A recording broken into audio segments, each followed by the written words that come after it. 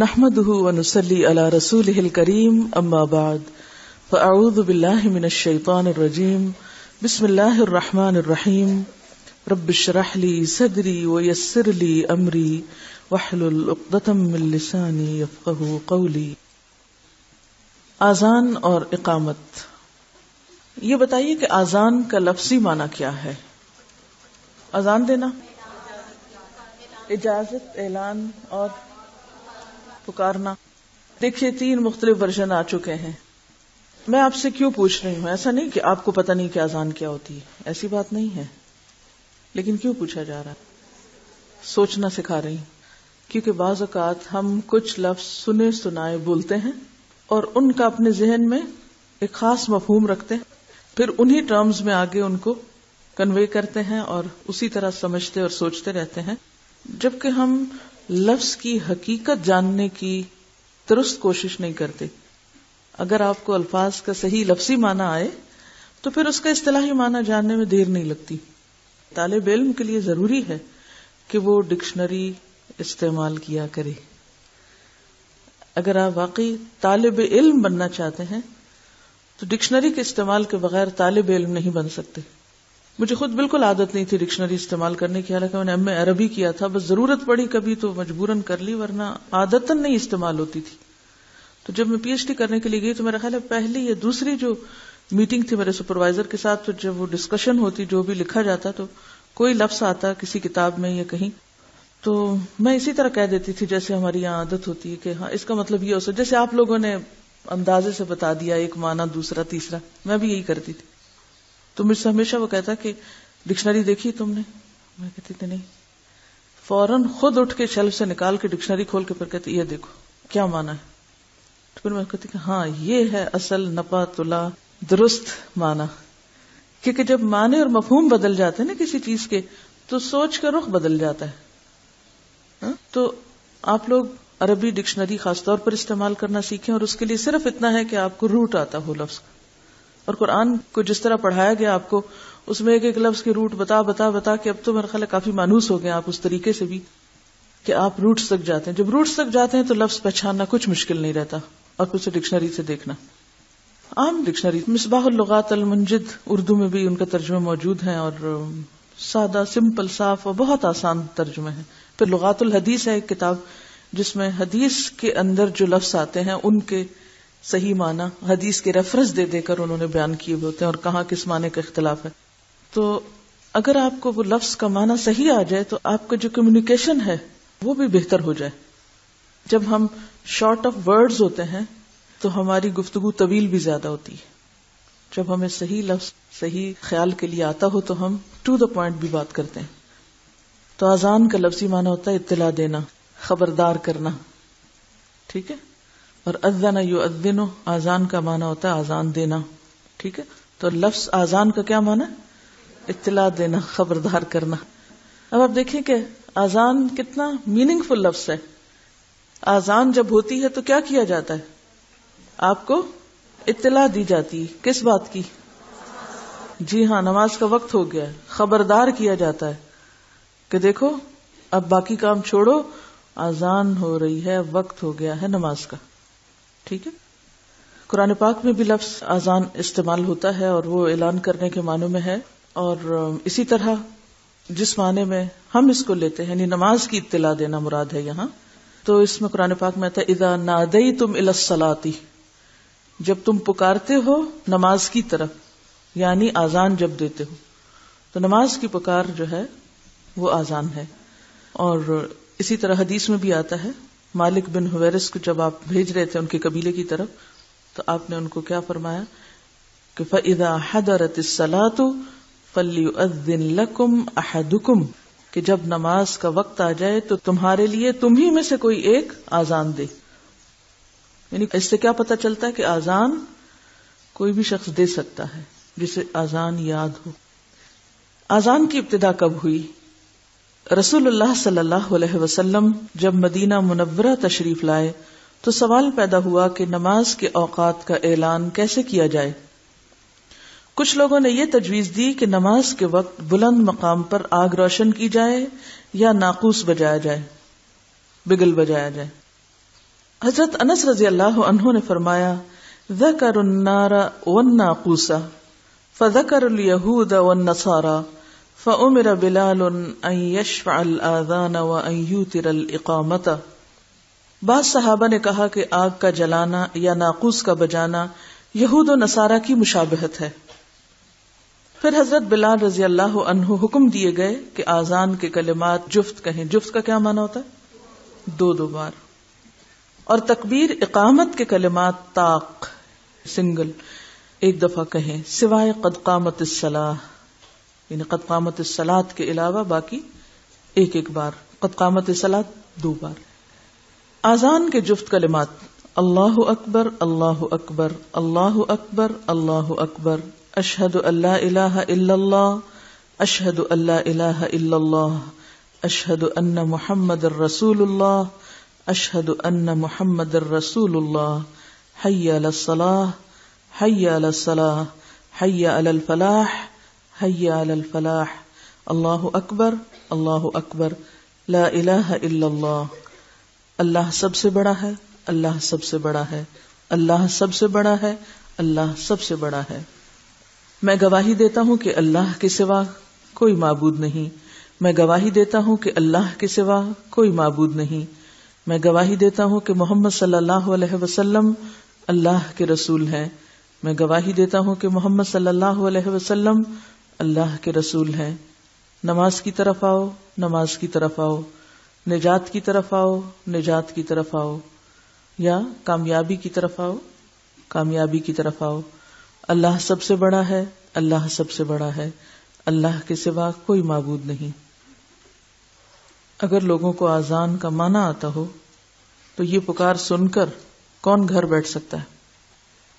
تو آپ سروے کر کے معلوم کر سکتے ہیں کہ ہمارے کتنے % لوگوں کو آذان کا معنی معلوم ہے. بچے بھی جو اسکولوں میں رٹتے ہیں تو بعض اوقات آذان الگ اور ترجمہ الگ، اول سے آخر تک پیراگراف کی شکل میں رٹ لیتے ہیں. انہیں یہ نہیں پتا ہوتا کہ کون سا جملہ کس کا معنی ہے، اور پھر آگے اس کا مفہوم کیا ہے وہ تو زیادہ دور کی بات ہے. فجر کی آذان میں حضرت ابو محذورہ رضی اللہ عنہ کہتے ہیں کہ رسول اللہ صلی اللہ علیہ وسلم نے ان کو آذان کی تعلیم دی اور فرمایا کہ فَإِن كَانَ صَلَاةُ الصُّبْحِ قُلْتَ الصَّلَاةُ خَيْرٌ مِّنَ النَّوْمِ الصَّلَاةُ خَيْرٌ مِّنَ النَّوْمِ. فجر کی آذان میں حی علی الفلاح کے بعد 2 بار یہ کلمات زیادہ کہیں، الصلاۃ خیر من النوم الصلاۃ خیر من النوم. یعنی نبی صلی اللہ علیہ وسلم نے حضرت ابو محذورہ کو خود یہ تعلیم دی. معنی کیا ہے اس کا؟ نماز نیند سے بہتر ہے، نماز نیند سے بہتر ہے. واقعی بہتر ہے. حضرت انس رضی اللہ عنہ فرماتے ہیں کہ صبح کی آذان میں حی علی الفلاح کے بعد الصلاۃ خیر من النوم 2 دفعہ کہنا سنت ہے. حضرت عبداللہ بن عمر رضی اللہ عنہ فرماتے ہیں فجر کی آذان میں الصلاۃ خیر من النوم 2 مرتبہ کہا جائے.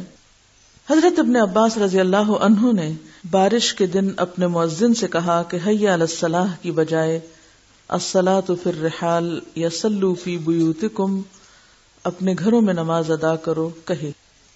یعنی انہوں نے اپنے مؤذن سے کیا کہا کہ یہ مت کہو حی علی الصلاح، کیونکہ ظاہر ہے کہ اس زمانے میں شہر یا بستیاں اس طرح نہیں بنی ہوئی تھی جیسے آج کے دور میں کہ پکی سڑکیں ہوں اور پھر گاڑیاں ہوں اور ایسے انتظامات ہوں کہ لوگ بسہولت اپنے گھروں سے مسجد تک چلے جائیں.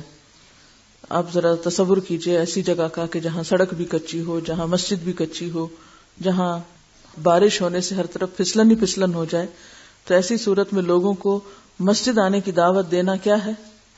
فلاح کی نہیں، تکلیف کی، نقصان کی. تو ایسی صورت میں ہمارے دین میں کیا ہے؟ یسر، آسانی، سہولت، رخصت. اور وہ کیا ہے؟ گھر میں ہی نماز پڑھ لو. لیکن ہم ایسی باتوں کو بس صرف ایک خاص ریچول کے طور پہ لیتے ہیں، بے سوچے سمجھے ادا کرتے ہیں. اور یہ بھی ممکن ہے کہ بہت سارے مؤذنین کو یہ نہ پتا ہو وہ کہہ کیا رہے ہیں، مؤذن اذان دینے والے کو بھی نہ پتا ہو کہ وہ کہہ کیا رہا ہے، وہ کس چیز کی طرف بلا رہا ہے. تو بے سوچے سمجھے سب دین کا کاروبار چل رہا ہے، تو اس لیے پھر اس میں کوئی تبدیلی بھی ہم نہیں کر سکتے. بہرحال ابن عباس رضی اللہ تعالیٰ عنہ نے بارش کے دن اپنے مؤذن سے کہا کہ حی علی الصلاۃ کی بجائے الصلاۃ فی الرحال، رحال رحل سے ہے یعنی گھر، یا صلوا فی بیوتکم کہو، اور فرمایا رسول اللہ صلی اللہ علیہ وسلم نے ایسا ہی کیا. یعنی یہ میں اپنے پاس سے تمہیں نہیں کہہ رہا، بلکہ بارش کے موقع پر آپ صلی اللہ علیہ وسلم نے ایسا کیا ہے. تو اس سے کیا پتہ چلتا ہے کہ اذان میں اپنی مرضی سے یا اپنی پسند سے جملوں کا اضافہ تو نہیں کیا جا سکتا. ہاں جو چیز سنت سے ثابت ہے وہ آپ کر سکتے ہیں. جمعہ اگرچہ فرض ہے مگر مجھے پسند نہیں کہ تم کیچڑ اور مٹی میں چلو. یعنی یہ کس موقع پر آپ نے فرمایا تھا؟ جمعے کے دن. ایون تکبیر کے طاق کلمات اللہ اکبر اللہ اکبر، اشہد ان لا الہ الا اللہ، اشہد ان محمد الرسول اللہ، حی علی الصلاۃ حی علی الفلاح، قد قامت الصلاۃ قد قامت الصلاۃ، اللہ اکبر اللہ اکبر، لا الہ الا اللہ. اب جو کلمات 4 بار تھے یعنی اللہ اکبر کے وہ 2 بار ہو گئے، اور آخر میں بھی اللہ اکبر 2 بار ہی، اور باقی اقامت کے الفاظ 2 بار، حی علی الصلاۃ اور حی علی الفلاح اور شہادتین 1 بار. اللہ سب سے بڑا ہے، اللہ سب سے بڑا ہے. میں گواہی دیتا ہوں اللہ کے سوا کوئی عبادت کے لائق نہیں. میں گواہی دیتا ہوں محمد صلی اللہ علیہ وسلم اللہ کے رسول ہیں. نماز کی طرف آؤ، کامیابی کی طرف آؤ. نماز کھڑی ہو گئی، نماز کھڑی ہو گئی. اللہ سب سے بڑا ہے، اللہ سب سے بڑا ہے. اللہ کے سوا کوئی عبادت کے لائق نہیں. یعنی اذان کے کچھ دیر کے بعد دوبارہ ایک ریمائنڈر کہ اب بالکل تیار ہے نماز، فوراً پہنچ جاؤ. ہوتا عام طور پر یہ ہے کہ جیسے لوگ اذان سن کے مسجد کی طرف جانا شروع کرتے ہیں، وضو کرتے ہیں، مسجد میں داخل ہوتے ہیں، تحیۃ المسجد پڑھتے ہیں، سنت پڑھتے ہیں، اور اگر کچھ وقت ہو ابھی تو بیٹھ کے قرآن پڑھنے لگتے ہیں. اتنے میں دوبارہ اقامت ہوتی ہے تو سب لوگ اپنے اپنے ذکر اذکار قرآن پاک وغیرہ بند کر کے تو پھر آ کے صف میں کھڑے ہو جاتے ہیں. اور جو لوگ ابھی باہر کسی کام میں مصروف ہیں ان تک جب وہ آواز پہنچتی ہے تو وہ بھی فوراً نماز کی طرف تیزی سے پھر بڑھتے ہیں. رسول اللہ صلی اللہ علیہ وسلم نے بلال رضی اللہ عنہ کو حکم دیا کہ اذان کے کلمات 2 بار اور تکبیر کے 1 بار کہیں. حضرت عبداللہ بن عمر رضی اللہ عنہ سے روایت ہے، انہوں نے کہا رسول اللہ صلی اللہ علیہ وسلم کے زمانے میں اذان کے کلمات 2 بار اور تکبیر کے کلمات 1 بار تھے، سوائے اس کے کہ مؤذن قد قامت الصلاۃ 2 بار کہتا تھا. دوہری اذان، ترجیع بھی اس کو کہتے ہیں. اذان میں شہادت کے 4 کلمات پہلے دھیمی آواز سے کہنا، پھر دوبارہ بلند آواز سے کہنا ترجیع کہلاتا ہے. ترجیع کا لفظی معنی کیا ہوتا ہے؟ لوٹانا، رجوع سے ہے نا، یعنی پھر پلٹ کے دوبارہ سے شروع کرنا.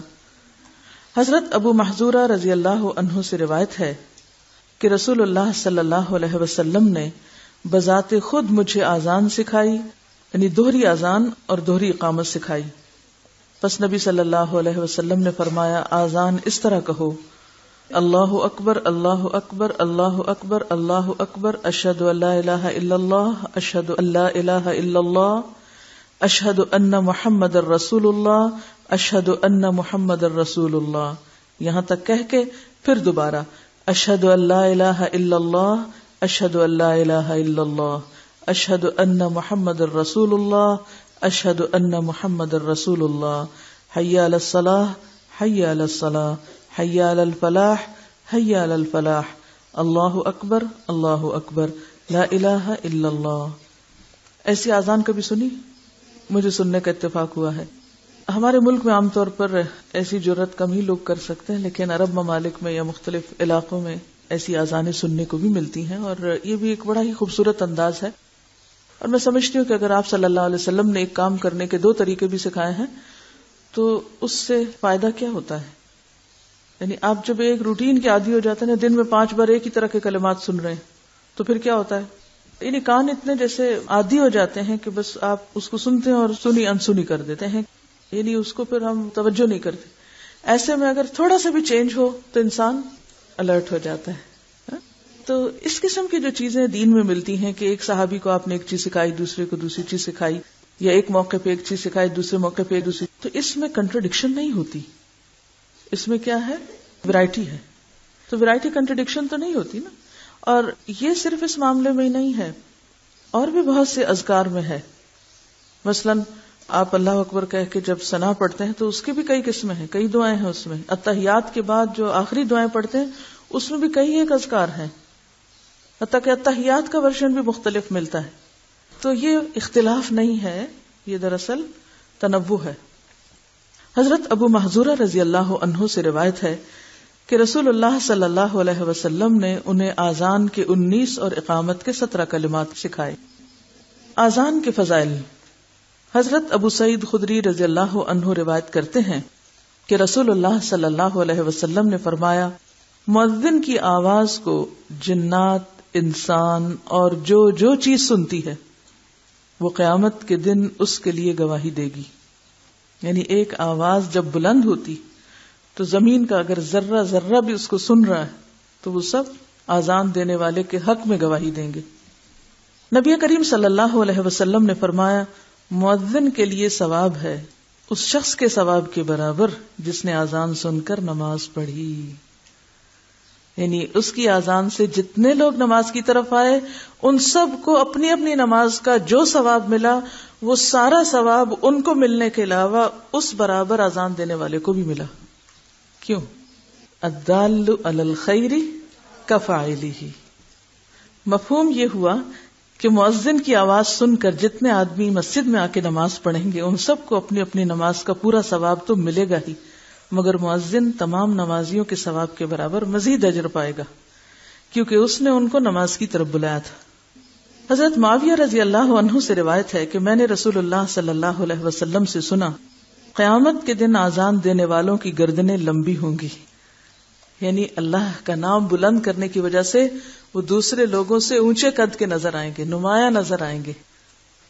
اب آپ دیکھیے کہ اگر آپ یہ حدیثیں اپنے بچوں کو ایک دفعہ سنا دیں تو اس سے 2 فائدے ہوں گے. نمبر 1 تو یہ کہ ان کے دل میں آذان دینے والوں کی عزت آئے گی کہ یہ بہت ہی اچھا کام کرتے ہیں. نمبر 2 خود ان کو آذان دینے کا شوق پیدا ہوگا. جب شوق پیدا ہوگا تو وہ اس کی پریکٹس کریں گے. جب پریکٹس کریں گے تو وہ جو ہر وقت گانا گانے کے منتظر رہتے ہیں یا گانے میں ان کا دل لگتا ہے تو جب ان کو اس کا ایک آلٹرنیٹ ملے گا تو وہ ایک تسکین ہوتی ہے نا, انسانی روح کی ایک طلب ہوتی. یعنی کہتے ہیں نا کہ رونا اور گانا ہر شخص کو آتا ہے, ہر شخص کسی نہ کسی طرح ضرور کچھ گنگناتا ہے. یہ ایک بالکل فطری سی بات ہے. اب چاہے تو آپ اچھے الفاظ گنگنائیں اور چاہے تو فضول قسم کی باتیں زبان پہ لائیں. اب جب لوگوں کو کوئی اچھی چیز پڑھنے کو نہیں ملتی, قرآن کی قرات نہیں کرتے, آذان دینے کا کوئی شوق نہیں, نہ سکھائی جاتی ہے, تو اس کا نتیجہ کیا ہوتا ہے؟ وہ جو اندر حص ہے نا, ایک بھوک ہے یا ایک پیاس ہے یا ایک ضرورت ہے اپنے اندر کی, وہ پھر جنک سے مٹائی جاتی. اگر آپ اپنے بچوں کو صحیح کھانا نہیں دیں تو وہ کس چیز کے عادی ہو جاتے ہیں؟ جنک فوڈ کے. کیا پسند کرتے ہیں؟ فضول قسم کی چیزیں جن سے کوئی غذائیت حاصل نہیں ہوتی, اور ادھر ادھر کی چیزیں کھا کے جو فیلنگ کر لیتے ہیں تو پھر صحیح کھانا کھانے کو دل ہی نہیں چاہتا, وہ اچھا ہی نہیں لگتا. گھر میں لگا کے سنوائیں بھی بچوں کو مختلف طرح کی آذانیں, کیونکہ افسوس کے ساتھ کہنا پڑتا ہے کہ رہ گئی رسم آذاں روح بلالی نہ رہی. تو ہمارے میجورٹی مؤذنین کی مشکل یہ ہے کہ وہ روح بلالی نہیں ہے ان میں, جس کی وجہ سے بچوں کو گانے والے تو اپنے آئیڈیل اور ہیرو لگتے ہیں مگر مؤذن کو وہ آئیڈیلائز نہیں کرتے. اب اس صورت میں کیا کیا جائے؟ شکوہ, شکایت, رونا دھونا کو مسجد والے یہ کر رہے ہیں, ہے کوئی آلٹرنیٹ؟ مختلف آذانوں کی کلیکشن کریں. انٹرنیٹ پہ مختلف جگہوں پر مختلف آذانیں آپ لے کے ڈاؤن لوڈ بھی کر سکتے ہیں اپنے PC پہ, اگر یہ فیسلٹی ہے. اگر یہ نہیں ہے تو کسی نہ کسی طرح ان کو کلیکٹ کریں, گھر میں لگائیں, سنوائیں, یاد کرائیں اور دلوائیں. کہیں نہ کہیں چلے آپ کہیں کہ اگر آپ کی مسجد کی آذان آپ کے گھر میں آتی ہے تو ٹھیک ہے, اور اگر دور ہے مسجد اور پوری کلیئر نہیں آتی تو بچوں کو کھڑا کریں, دیں آذان. اگر پہاڑ کی چوٹی پہ ایک شخص اکیلا بھی نماز پڑھ رہا ہے تو کیا ہے, آذان دے سکتا ہے نا. تو اسی طرح اگر مسجد دور ہے یا بہت آذان کی آواز صحیح نہیں بھی آتی تو بچے کو گھر کی گیلری میں کھڑا کر دیں. تو یہ بھی ہو سکتا ہے آپ اسکول میں جا کے بات کریں کہ بچے کو آذان دینے دیں. اسی طرح آپ پکنک پہ لے جائیں بچوں کو, یا کہیں بھی جہاں بھی دور ہے مسجد, نہیں پراپر آواز آ رہی تو وہیں کھڑا کر دیں بچے کو, چلو بھی آج تم آذان دو, آج تم دو, آج تم دو, تاکہ وہ اسے اپنا کام سمجھے. پھر آپ دیکھیں گے کہ اس سے ان کی شخصیت پر بھی اثر پڑے گا اور وہ کچھ کر کے آپ